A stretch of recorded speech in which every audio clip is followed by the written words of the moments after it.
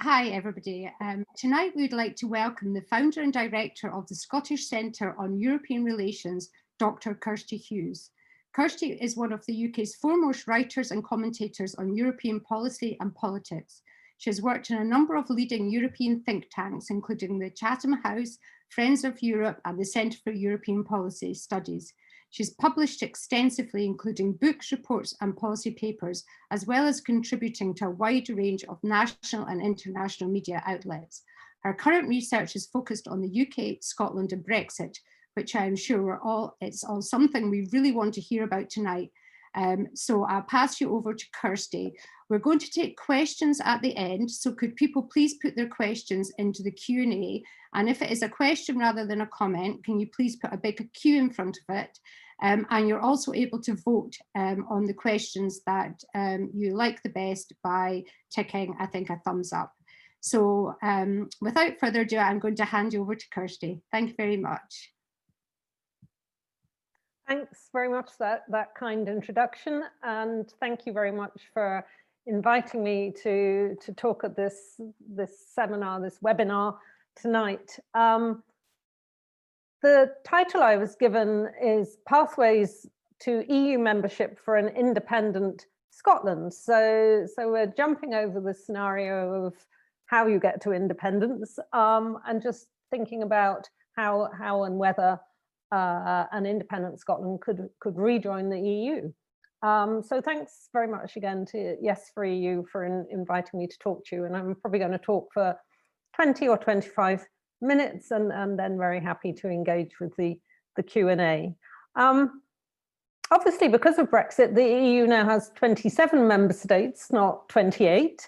Could an independent Scotland in principle join them? I think the basic answer to that is yes. As an independent European state, Scotland could ask to join, could ask to go through the accession process. The European Union would decide, and in a sense, that's a very condensed nutshell introduction. That's the process. The independent Scotland can ask, the EU decides.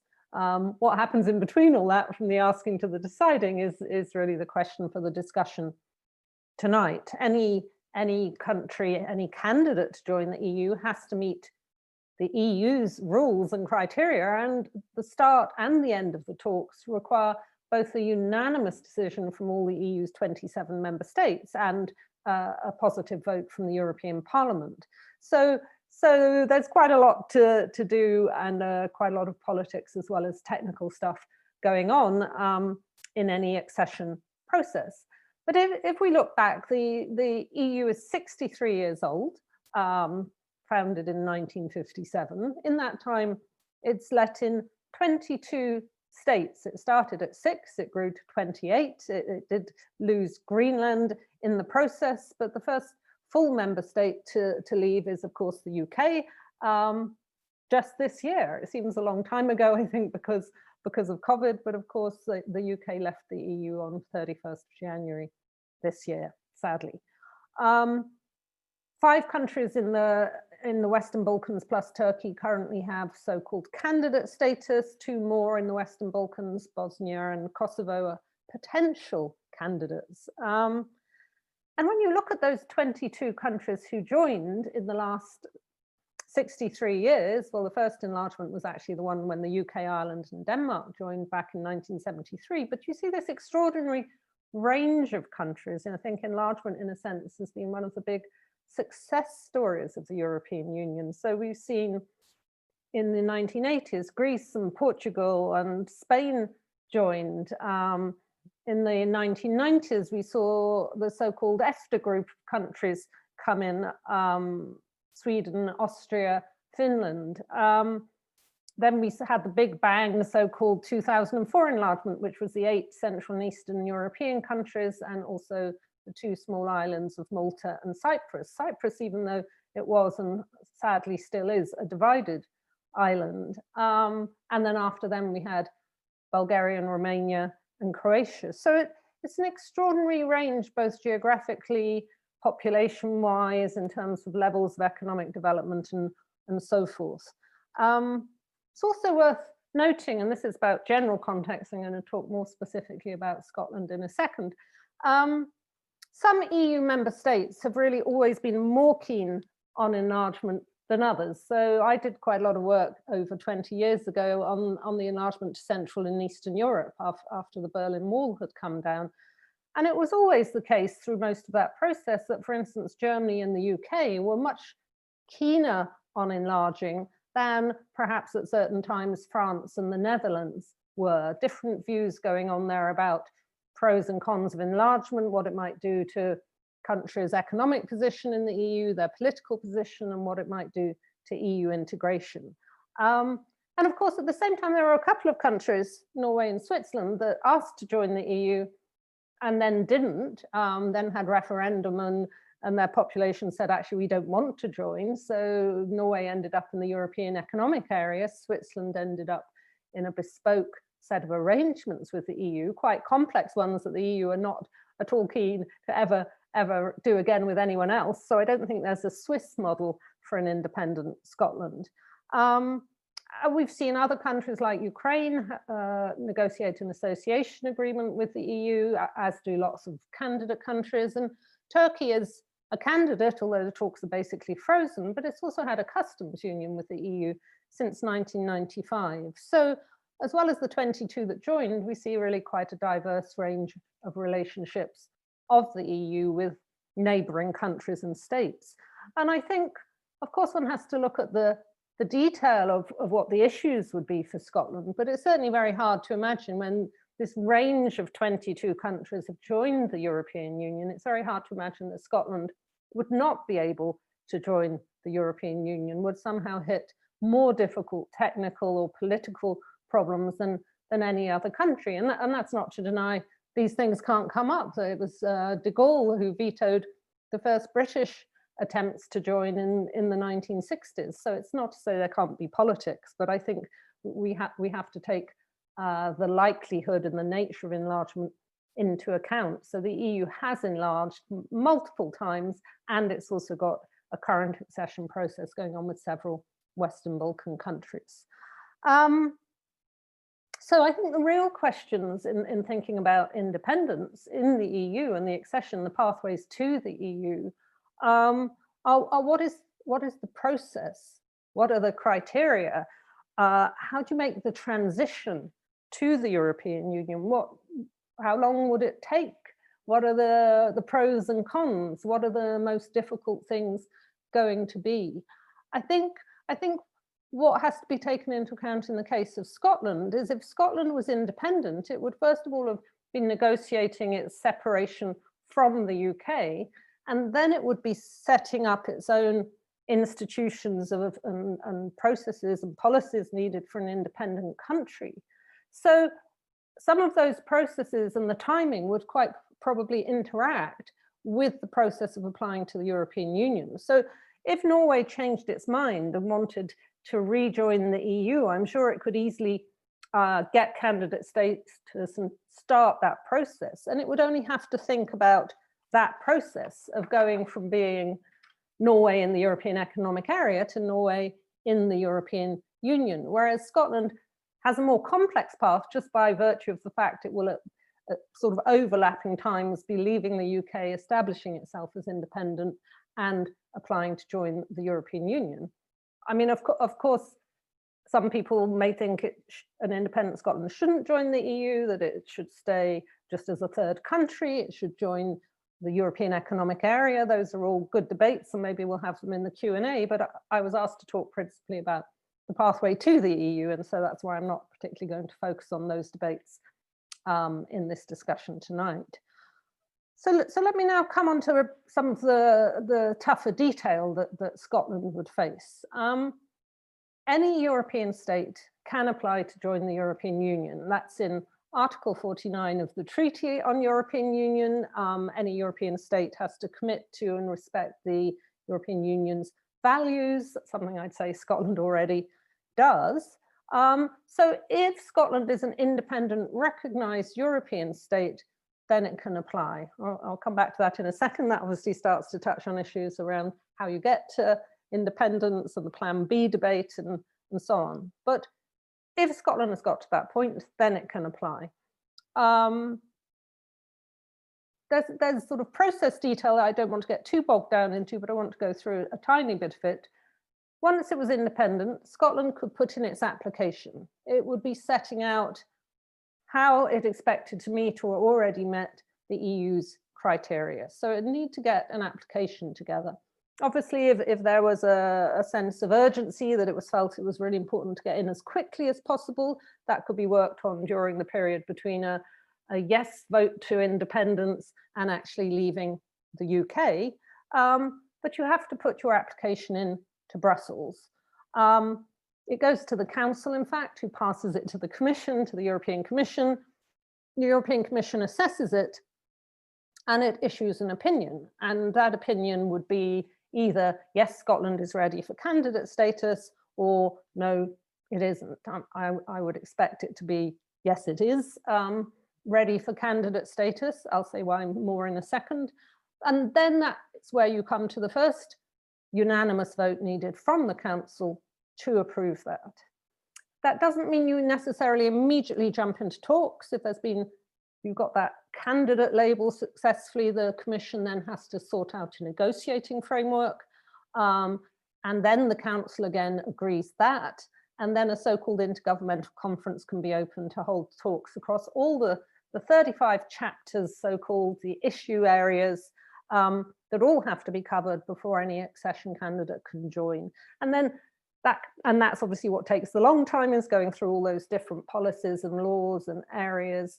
And once that's done to the Commission's satisfaction, and it will be reporting throughout to the Council on progress or any lack of progress, the accession treaty then has to be agreed by Scotland and by the EU member states and by the European Parliament. And that process can sometimes be lengthy, just because ratification can take quite a lot of time. I think the other thing to be very clear about in these talks is these are not equal talks. Scotland is asking to join the EU club. The EU holds almost all the cards.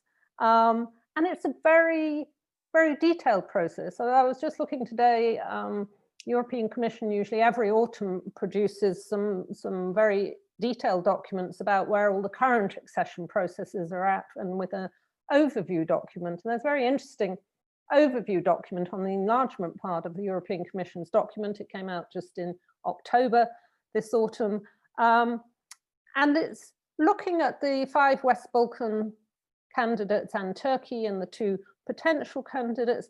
Huge amount of detail on all sorts of aspects of economy, law, politics, rights, more than that.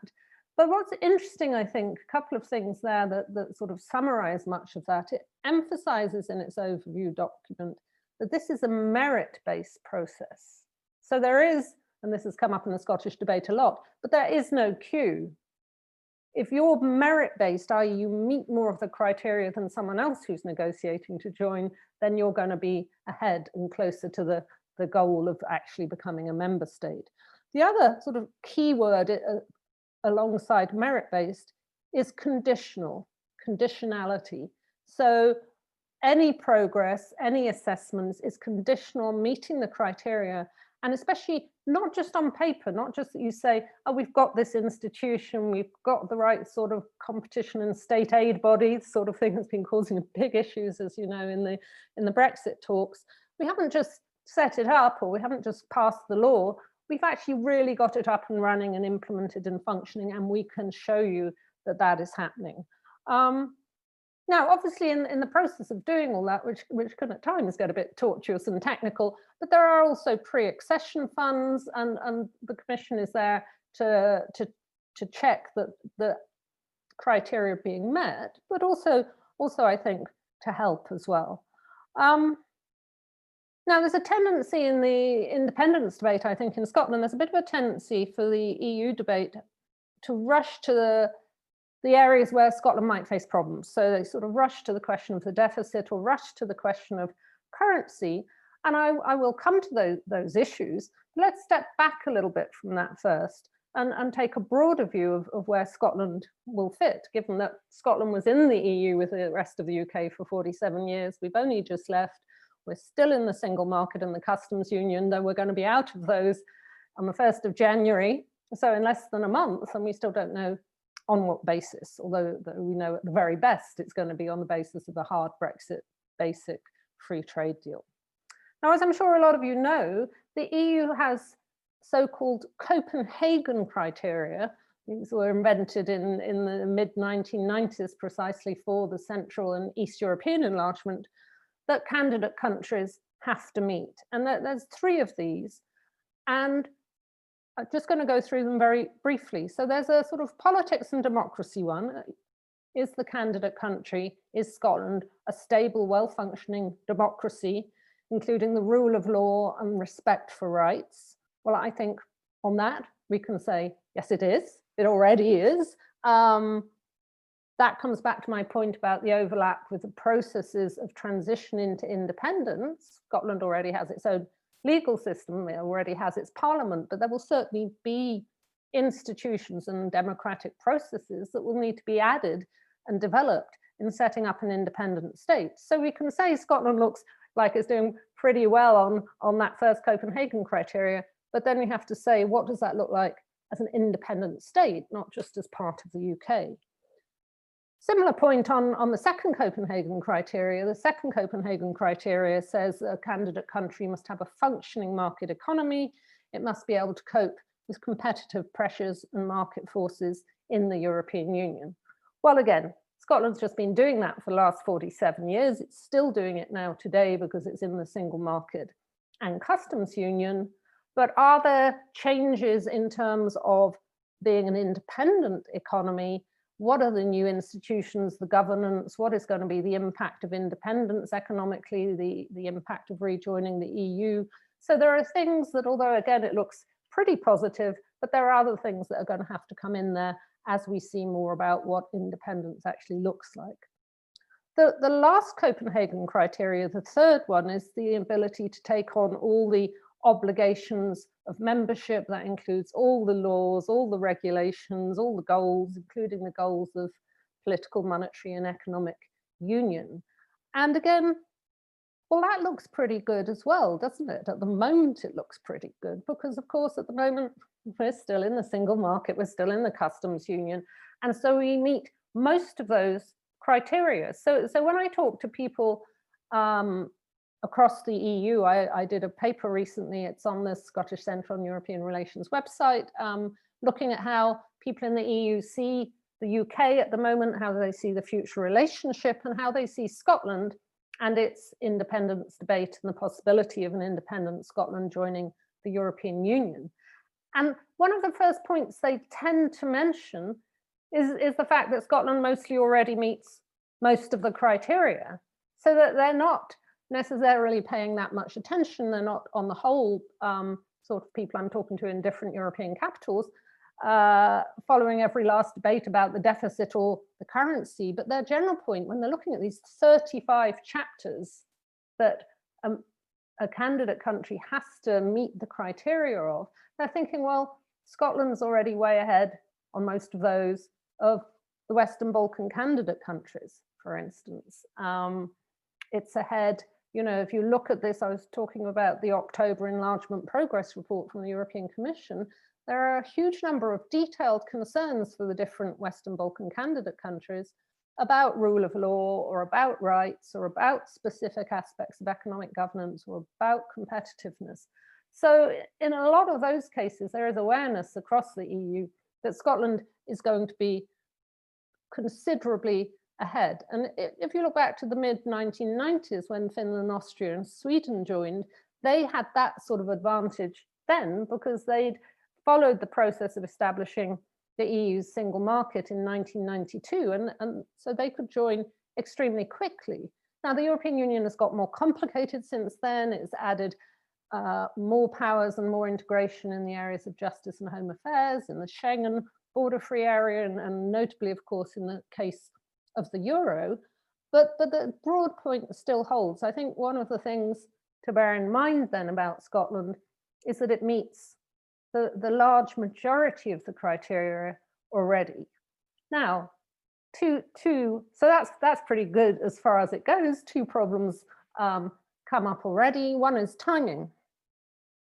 Are we talking about an independent Scotland in a couple of years or in 20 years? So if we're talking about in a couple of years, you would imagine, even whatever changes have been made by Westminster, you would imagine that Scotland would still be aligned with a lot of EU rules and laws. And so that would make it easier to meet most of the criteria.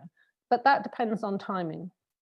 And then the second issue, and it comes back to these neuralgic issues of debt deficit and currency, is of course the UK had a series of opt-outs, and their opt-outs on the whole, I don't think an independent Scotland in the European Union is going to get. I don't think Scotland will get an opt-out on the euro, though that doesn't mean it would have to join straight away. Indeed, it probably wouldn't meet the criteria to join straight away.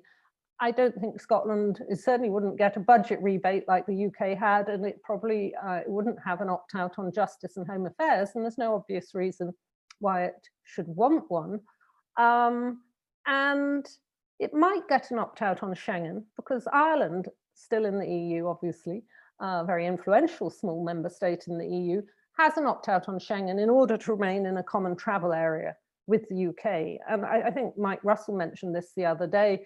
An independent Scotland would be highly likely to ask the rest of the UK and Ireland to be back in that common travel area. It would keep the border open for people.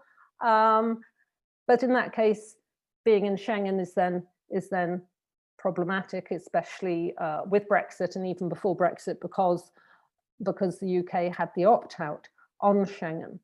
So because of the opt-out on the euro, the UK didn't meet all the criteria for that. So there's certainly going to be questions for Scotland in applying to join the EU about what currency is it going to be using, what is the level of its government deficit, and what is the level of its government debt. And it's going to have to show on the debt and deficit that it's approaching, at the very least, that it's approaching EU targets for those. And I think the deficit, for me, the deficit criteria is probably more important in terms of getting very close to it for the EU than the debt criteria. And I'm sure most of you know that that level of deficit is 3% of GDP. I think there's a question in terms of timing and getting to that as to whether an independent Scotland would have to meet that criteria before joining, or whether it could have a transition period so that, for instance, it might take 1 or 2 more years after joining. It would have a clearly set out plan to show how it would come the last bit down of reducing any larger deficit it had. So there would certainly be issues around deficit that would have to be sorted out and could certainly impact on timing. I'm sure a lot of you hearing me say that are thinking about COVID and the explosion of government debt and deficits, but we have to see where we are on that in a year or two. I think there's already some debate in the European Union about whether COVID and the recovery is going to mean that those targets should be revisited, but whether they will be revisited or whether they'll just be ongoing flexibility for the moment to member states, whether that flexibility will be applied to candidate countries in the same way as member states, not necessarily obvious. So I think there are issues there. And there are also issues around the currency. And part of the reason there's issues around the currency is because even if you're not in the euro, there are various stipulations in the EU's treaties that say you should, for instance, treat your exchange rate with the euro as a matter of common concern between you, Scotland, and the euro states. You should also be targeting price stability in your monetary policy and not an inflationary monetary policy. Now, that's going to be rather difficult, if not impossible, to do if you're following the SNP policy of adopting the pound sterlingization, as it's been called, before moving to a Scottish currency. So a couple of comments on that. Firstly, and of course this is much debated in the independence debate, what is the timing here? As I've said again, and I'll say it again before I stop talking, you know, we're talking about transition and timing here. So are you going to sort of use the pound for 10 years, or are you going to use it for 2 or 3 and then switch to a Scottish currency? And will the EU demand that you've got your Scottish currency before you can join? Now, to meet its criteria, you would think the answer to that would be yes, but equally, it's unprecedented. Might the EU be open again, as with the deficit, to a short transition? Might they say, okay, we see you've got this 5-year plan and you're 3 years into it, and in another 2 years you'll adopt your Scottish currency, and we think that's robust enough that we're not asking you to wait outside the EU for 2 years, but you can come in. Agreeing transition periods with the EU is not easy. They don't give them for no reason. As I said at the start, the accession process is very much on the EU's terms and they hold most of the cards. But I think these are things that need to be thought about in the context of this debate that is often put in very, very black and white terms. So I need to come to a conclusion soon to let us get into the Q&A. So let me just say a couple more things. I think obviously, firstly, one more point about the negotiations. I've been rather positive about how close Scotland would be to EU criteria if independence was in the next few years. Obviously, you know, you can see this from the Brexit process. You're going to have to negotiate your way back in, amongst other things, to policies like the common agricultural policy, the common fisheries policy, as well as things like foreign and security policy, and so on. And as we know from Brexit, we know that the fisheries policy can be neuralgic, and we could hold a whole webinar on that. But I think on the one hand, having access to Scottish waters would certainly be welcome from the EU side, and at the same time, exactly negotiating the basis for rejoining the common fisheries policy is one area where you can imagine the Scottish government would be doing its toughest bargaining it could possibly come up with. So I think that's one thing there. I wanted to say something about, because I've jumped over it for now, the question of, will the EU member states all recognise an independent Scotland? Some people and people against independence have often raised the Spain issue. Might Spain veto because it doesn't want to set precedents for Catalonia? This is politics, and politics changes, so we can't be sure what a future Spanish government would do. But I think Spain has been relatively clear in the last couple of years that if it was a legally and constitutionally sound independence process, it would see that as very different from the debate in Spain, but around Catalonia. And so it's not expected, I wouldn't expect that if it was seen to be legally, constitutionally sound and agreed between London and Edinburgh, that Spain would see this as something, a process to disapprove of, to not recognise, as they haven't done with Kosovo. But when you look at the debate around Plan Bs at the moment, or as Mike Russell called them, plans B to Z at the moment, the question is, are all those Plan Bs or Plan Bs to Z going to end up with an agreement between London and Edinburgh?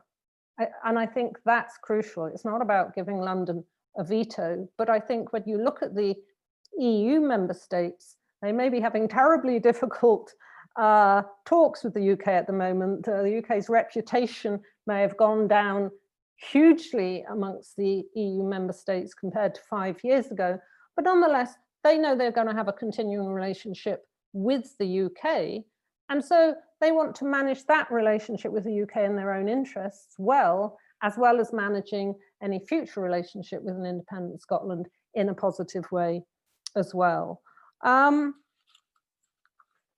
One last thing I haven't talked about is the border question. If Scotland was independent in the EU, so it finally gets through all these processes I've been talking about, and the UK is going to be outside, or the rest of the UK is going to be outside the EU, then the Scottish-English border is going to be an external border of the European Union. And for me, one of the most important questions about that is, how do you manage the transition? So imagine you've had an independence vote. Let's say you had it in 2022, and you've had 2 years of talks with the UK government in London about how you're going to manage the separation. And 2 years later, some point, 3rd of December 2024, you're an independent state. What happens on day one? Are you going to have a customs border with the UK and a customs border with the European Union? Well, hopefully not. And the more I think about this, the more I think, if there is a trade deal, which by then another 4 years hopefully will have been built on a trade deal between the EU and the UK, then Scotland will have been part of that for the last 4 years. And so the simplest transition in the short run would actually be to remain part of that trade deal with the UK and the EU, just for the initial months even perhaps of independence. Now you'd have to agree that with the EU and with the UK, these things are going to overlap. But I think that's one option. And you'd probably expect, before Scotland joined the EU, it would do what all candidate countries do. It would negotiate a bespoke agreement with the EU, a so-called association agreement. And that would start to open borders and give Scotland access back to the single market. But there is that transition period before that has to be thought about as well. So I think let me end this there. Pathways to the EU was my topic.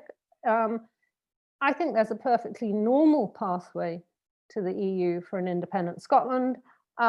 It's not only technical, there is politics too, whether that's the big politics of getting agreement across all EU 27, or whether it's the more specific politics of, can you get an agreement around currency?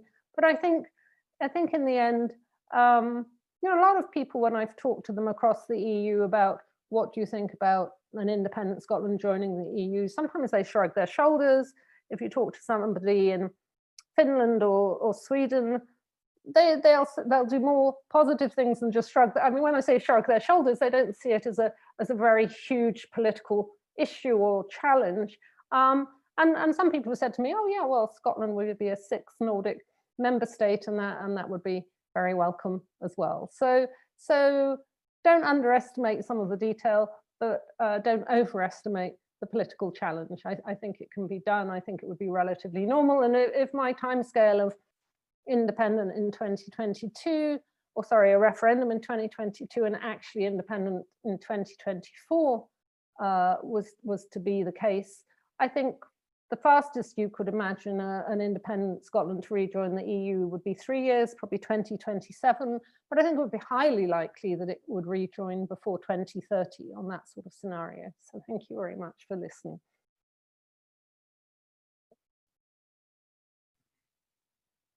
Thank you very much, Kirsty. That was great. Yeah, lots of interesting things to discuss, I think. So I think Sam was going to ask the first question. Yeah, it's not actually from me. It's from someone called Jim Osborne. I think he came via Facebook. Why do you believe that a functioning EU will still exist by the time Scotland becomes independent? And 2, why do you think Scotland could rejoin the EU if we adopt a model of economic development that conflicts with EU rules, e.g. rules on procurement, state aid, fiscal constraints, etc.?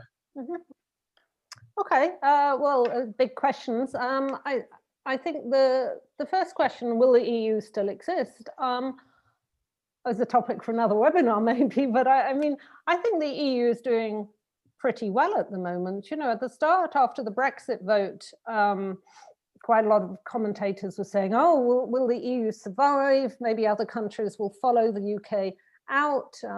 They also point to abuses of the rule of law in Poland and Hungary in particular.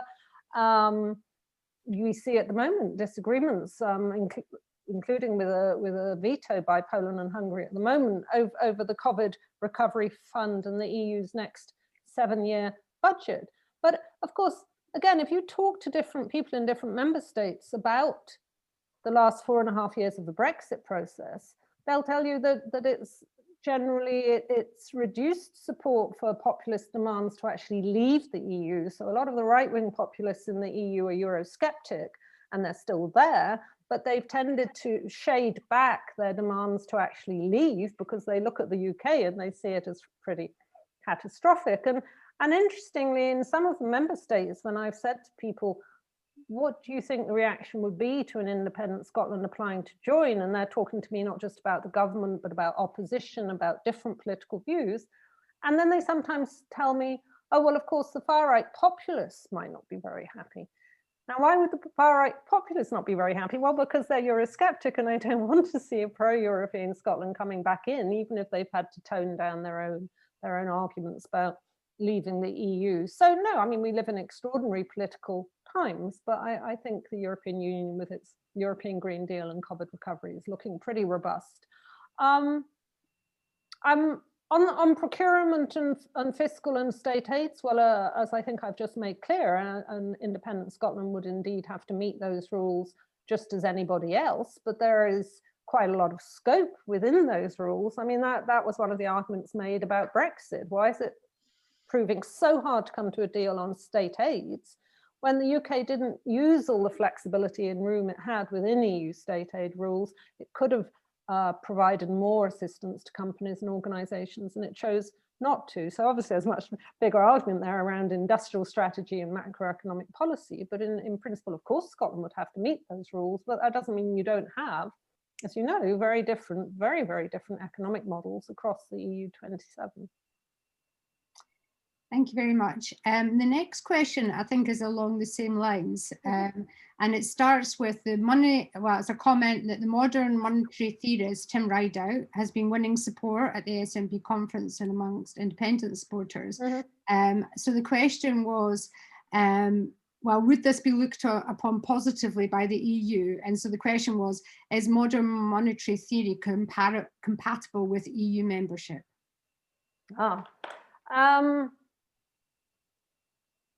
Well, I think there are different versions of modern monetary theory, and I think some that to me look akin to Keynesianism, and others that are perhaps, in my view, rather unrealistic about the ability to just print money and spend it and not have problems with inflation, interest rates, and the exchange rate.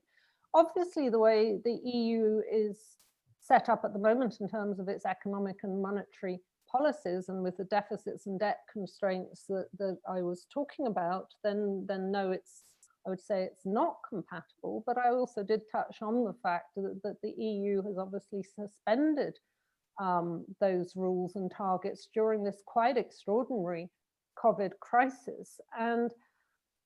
And I think there's going to be a big debate about that, and there's going to have to be, and especially when you look at the debt rules, because debt is really, really taken off. It's vital that it takes off to try and counter the extraordinary economic hit the EU countries have taken because of COVID. And it's very interesting to see the different lessons and approaches that are being learned in this crisis compared to the 2008 financial crisis.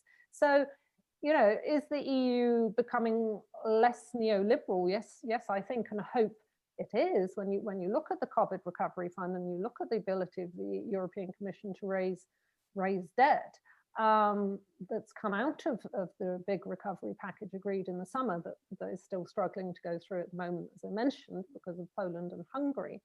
But I think, you know, between neoliberalism here and modern monetary theory here, there's quite a lot of space in between. Exactly where the EU will end up is it's a good question. But I mean, if Scotland was trying to join tomorrow and was paying no attention to debt and deficit limits, no, it certainly wouldn't get in. Thank you. Okay, I've got a question from Partha, and he wants to know about the custom union, how it would function at the border with England and Scotland. Yeah, that's a very good question. I think the thing to watch actually from January, whatever the deal is, the thing to watch if you want to see what it would look like is especially the British border. I say British deliberately, not UK. Sorry, I'm just going to take a sip of water. The British border with the Republic of Ireland.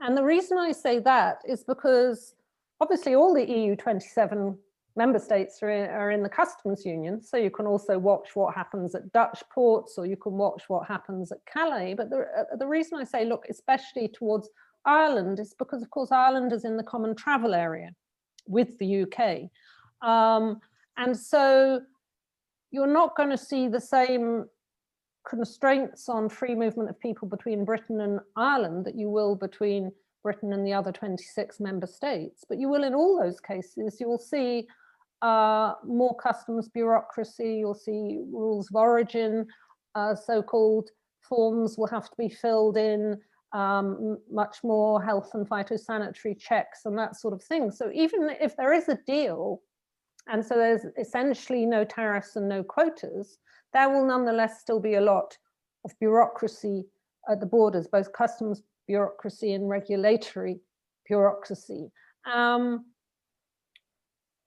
Is there any way to lessen that at the Scottish-English border? I don't think there will be Scotland-specific ways to lessen that, but I think the great advantage of getting a deal, even if it's going to be a thin deal and a hard Brexit and an economically damaging Brexit for the UK, including Scotland, is it will include, we have to see how much, but if there's a deal, it will include some customs facilitation, and it won't just do that, it will allow potentially for the EU and UK to get closer again in the years ahead.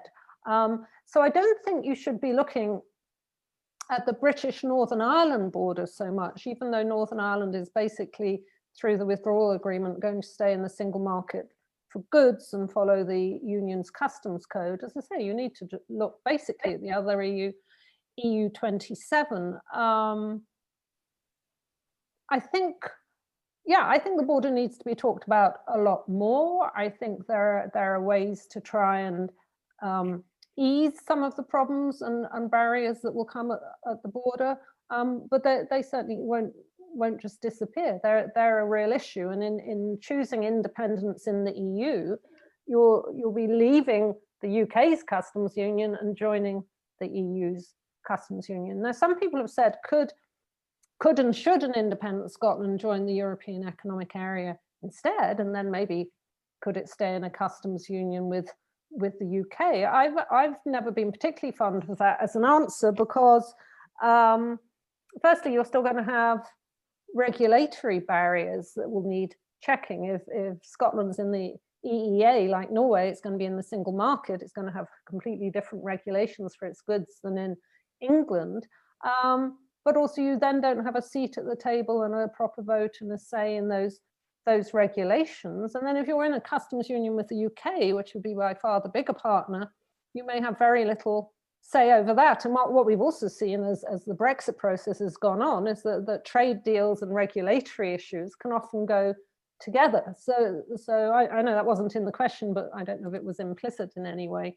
I think it is a problem. I mean, I think, you know, if we were back in 2014, it's undeniably the case that it would be much more straightforward if the UK was still in the EU when Scotland became independent in the EU. It's also true, though, that a lot of people I've talked to recently, and it's in my recent paper that I mentioned on our website, whereas at the end of the day, most people will say, yes, they can imagine a normal accession process for Scotland. If you ask them about the UK rejoining the EU, even in 10 years' time, there's quite a chilly response. And a bit ironic in the context of the Scottish independence debate, but I have had more than one person say to me, well, it would need generational change. You'd have to wait a generation. Can I just ask a question that came in by email? It's from Lachlan Mackenzie, and it says, what role can the Republic of Ireland play as an intermediary between Scotland and the rest of the EU? Well, that's an interesting question.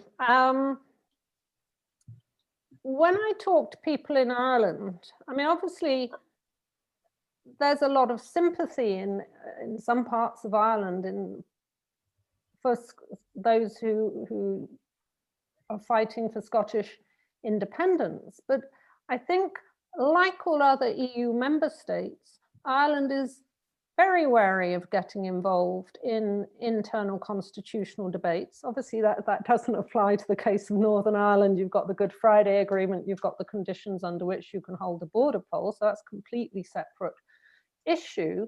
But I don't see Ireland, well, I don't see before an independence referendum Ireland stepping in somehow on Scotland's side. Once there was an independence referendum, and if there was a yes vote, then I think certainly Ireland would be a good partner and a good friend of Scotland, while also trying to ensure that it kept a good, constructive, positive relationship with London, as it's done throughout the Brexit process, despite the damage to Ireland from the Brexit process. I think there's a lot of sympathy in the EU for the situation Scotland finds itself in, voting to remain but having to leave the European Union. But there's also, and what I've been trying to say in some of the comments I've made this evening, there's also a question just of hard-nosed realpolitik of France's interests in its security partnership with the UK, or Dutch interests in its trade with the UK, or whatever. So you're not going to see, even though the UK is now a third country, you're not going to see EU member states, including Ireland, stepping in about Plan Bs or whether Scotland should be allowed an independence referendum. But if Scotland makes its choice, I think you'll see a lot of assistance and help and interest and support from across the EU. So yes, I'm sure Ireland will step in, but in a sense, it's not going to be such a controversial, problematic issue or relationship that I would imagine that Ireland needs to be some sort of go-between. I don't think that's the situation we'd be in. So the next question comes from Frank in the Q&A. Would it be better for Scotland to join EFTA before or instead of joining the EU? Well, this one comes up a lot. I think for me, the only point in joining EFTA is a trade association, and Switzerland, although it's not in the European Economic Area like Norway, is in EFTA. But EFTA per se doesn't give you anything much. What it gives you, though, is the right to ask to join the European Economic Area, which has 3 of the EFTA states and all the EU states in. I think there's two questions here. One, if you want to join EFTA and the European Economic Area as part of your transition to the EU, I think what Brussels will say, because presumably you'd go to Brussels, you'd say, we're about to be the newly independent Scottish government, or we are the government of newly independent Scotland. We want to join the EU. What can we do in the transition years that it's going to take us for that to happen? And normally, as I said in my talk, normally what happens is Brussels will say, we suggest you agree a trade agreement with us called an association agreement that brings you closer to the EU, not only in terms of the single market, but also in terms of its customs union. So you're coming closer in terms of tariffs, which of course isn't the case. Norway is outside the EU's customs union. So if your end goal is to join the EU, then I think, first of all, you would talk to Brussels about that. And secondly, I would expect it to be like all other candidate countries. And I don't see this as problematic in a way. I think it just sounds less known to people. If I say, well, we should have an association agreement, I can understand people go, well, what's that? Can't we just go where Norway is for a bit? But actually, it would be tailored to Scotland. Now, if instead, because you're concerned about currency or monetary theory and the questions that came up before monetary policy, if you want to argue Scotland will be better off outside the EU, so okay, it has a democratic deficit like Norway, it wouldn't have a vote, a seat at the table. Personally, I think that would really be the wrong decision, but it's certainly a debate to have, that you could be in the European Economic Area alongside Norway, Iceland and Liechtenstein, and you'd avoid issues around the euro. But as I said in my talk, the only reason Norway is there is because its population voted no to joining the EU. From what I see of European sentiment in Scotland at the moment, you know, and the sort of 62% Remain vote, I don't at the moment see support for that. Though of course, if once people saw all the different scenarios of independence and what that might mean and what it might mean for the border, then it's certainly something that could be argued about. Sorry, I'll go, Sam. I think Gareth asked if you could summarize the 35 chapters, and I think that's going to take far too long.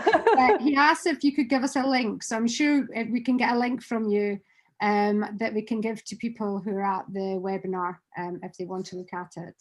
No, absolutely, we can get a link, but also normally if you just Google European Commission enlargement or enlargement policy, they actually have a very clear explanation of the Copenhagen criteria and the 35 areas, which might be competition policy, it might be agriculture, it might be finance, it will be foreign policy.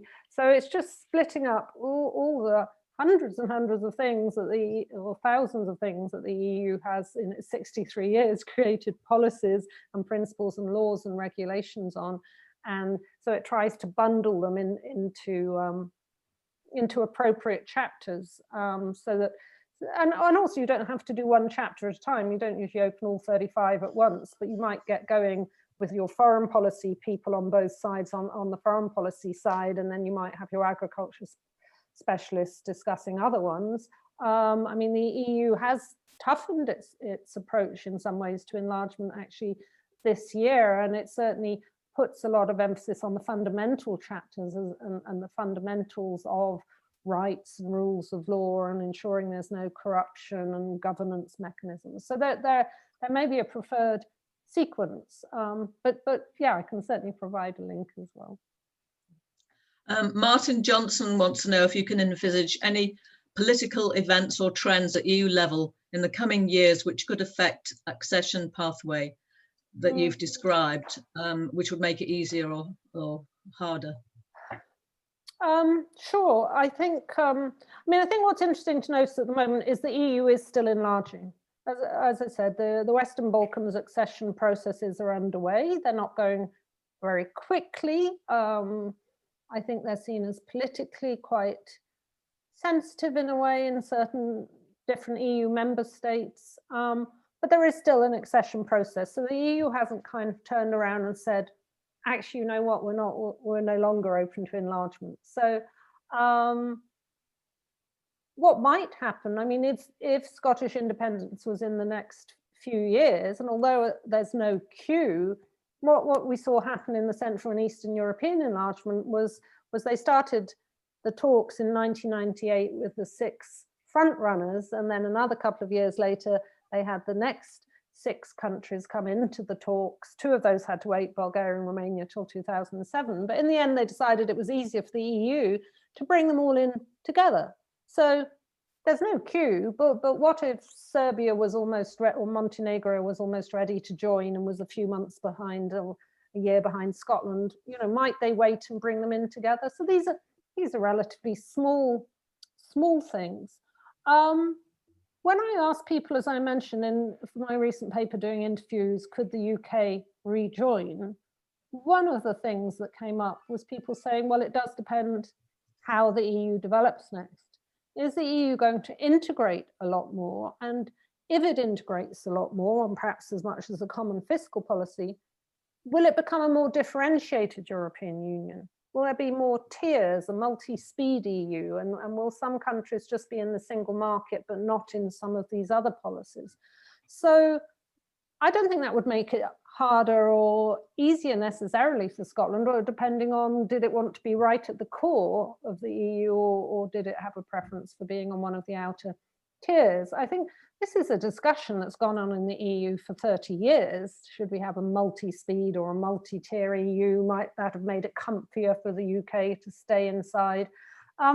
The problem has mostly been, although there is some differentiation, obviously some countries are not in the euro, some are. Denmark has a formal opt-out from the euro as the UK had. Most countries want to be at the core. I mean, this was a conundrum for the UK. It wanted to keep its opt-outs, but it wanted to be at the heart of the decision making. So, but that's the question. You know, how much more integrated does the EU become, and is Scotland comfortable with that? And does that integrated EU remain open to other countries joining it? But at the moment, I see no reason to imagine it would stop being open to other countries joining. So I think we might just about have time for one or two more questions. Okay. We keep the answers quite short. Okay. So there is, this is from Vivian, and I think it sort of touches on what you were just talking about, different tiers, but there's talk that rejoining the EU and therefore the common agricultural policy would prevent us from reforming land ownership, rewilding, land taxation. What chances are there that Scotland could play a part in reforming these policies? Yeah, it's a huge issue, and the common agricultural policy has been reformed down the years, but it's been a very difficult process, and a lot of high politics, and that is a big bit, as you know, of the EU budget. But there has been more and more emphasis on taking green and environmental issues into account, and the whole point, I mean, it got a bit knocked sideways with the new commission started a year ago, and its European Green Deal is meant to be at the heart of its policies, and the point about the European Green Deal is envisaged by the Commission and President von der Leyen is that it's meant to be systemic. It's not just meant to be, here's our climate policy. It's meant to incorporate everything the EU does, and that includes agriculture. And so it's meant to be a little bit like the way in the 1980s when the single market started to be created, it became the big project of the EU. So I don't want to be sort of dewy-eyed about reforming the common agricultural policy, but you know, that debate is already there. And I think on those broader environmental and climate issues, Scotland has a lot to contribute. I think Scotland, well, is already thinking, but needs to carry on thinking despite Brexit about how it can contribute now, how to maintain its voice in wider debates, maintain its networks, even outside the European Union, because yeah, I think not only on rewilding, but obviously also on sustainable energy and so on, Scotland has a huge amount to bring. And I think, again, it's maybe a topic for another day, but the way small states can work with larger states or with other smaller states in the EU to have an impact, and you know, look at Sweden, who I think would be a natural partner for Scotland in the EU, has been a very important voice on environmental issues as well as on gender and rights issues. Do you want to ask the last question, Sam? Well, okay. This is from Jim. Do you want the campaign to rejoin the EU to form an integral part of the independence campaign, or should they be two separate campaigns? Well, I mean, the Scottish government and SNP policy is independence in the EU. I think the independence movement is much wider than that, isn't it? And there is a whole range of views out there. And as I said, I don't agree with those who say they'd rather Scotland was in the European Economic Area, but it's perfectly fair enough, you know, point of view and an argument. I'm more puzzled by those. We don't hear much of them, but the polls suggest they're there. Those who don't want Scotland to be in either, and to me that looks a bit like a Scottish version of Brexit. If you're not going to, you know, you're not going to be in any of these things. So there will be you know, thousands of flowers blooming. People say, of course, a lot of people say, well, you can't decide on these things till you're independent. But I think it's perfectly reasonable for SNP or Scottish Government to say, that's our policy. This is what we'd want. Obviously, there'll be an election after independence. And what you see with all the countries that have joined in recent decades is they've had referendum. So even if that's set out as a policy, it's, as I say, it's not one that everybody's going to agree with, and that's fine. You don't have to have one voice or one policy platform for independence. But I think it's important for people to know what the current Scottish government's aim, the Scottish government who's there at the time of the referendum, what is their aim? It's a you know, you need to be able to debate borders with England and the relationship with the rest of the UK. What does that look like if you're in the EU? What does it look like if you're not in the EU? Is it realistic to think you can join the EU? As I've argued, is it not realistic? So yeah, not everybody has to argue that, but I think it should be there on the policy platform of those who want them. So, well, we'll hope to make it happen. yeah. So yeah, I think we'll wrap it up there. Thank you for everybody that put their questions into the Q&A, and unfortunately we had lots that we didn't get time to answer, but I'm sure if you read some of Kirsty's work that you might get answers to the questions there. So do you just want to wrap up, Morag? Yeah, thanks, Leslie. Thanks ever so much, Kirsty. That Very was happy. Fantastic. It really was brilliant. There's loads of really appreciative comments in the chat. Okay, that's nice. So Thank we're you, delighted. everybody. Very informative. Very happy to do it. Sorry not to have longer for Q&A, but thanks very Oh much. no, that's fine. You really answered such a wide range of questions as it is. So so really appreciative. Thanks ever so much. Well, join us, everybody. You know, join us for the next webinar. Look out for that. So thanks again, Kirsty. Okay, thanks. Bye, everyone. Thank you very much, Kirsty. Thank you. Bye. Bye.